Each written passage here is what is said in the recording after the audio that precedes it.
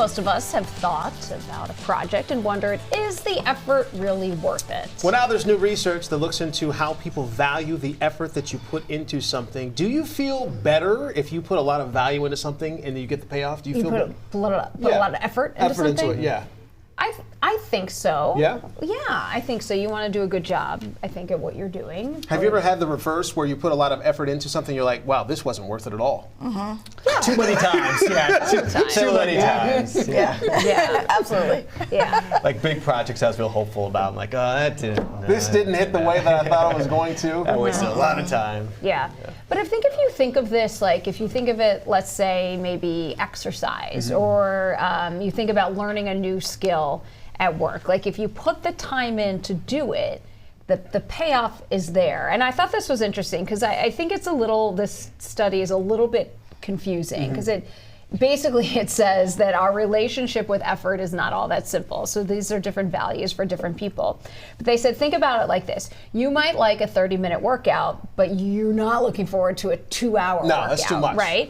But a 5-minute workout, that's not going to be enough for you. So you just, like, everybody has a different relationship with how much effort they want to put into something. Yeah, that's a good way of putting it. I think you're right.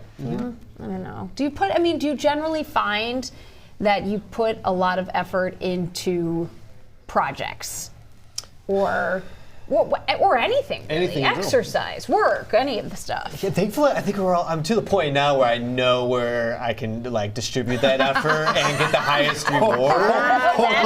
That's actually something that the researchers versus like when I was too. a kid, I'm like, everything I threw it in. But now I know, like, okay, I could dish it here and probably get, I can give myself 85. If I go 85%, I can hit that threshold. 90%, that's too much. I'm not going to get the payoff I want, but 85% is good. Yeah.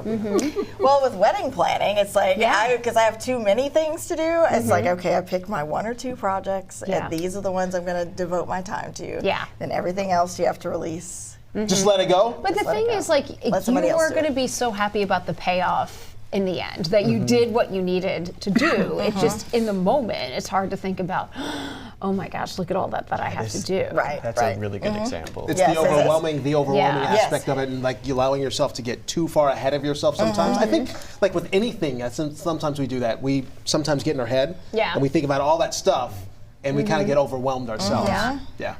Joseph makes a good point that our minds automatically compute the costs and benefits of things without us even knowing it.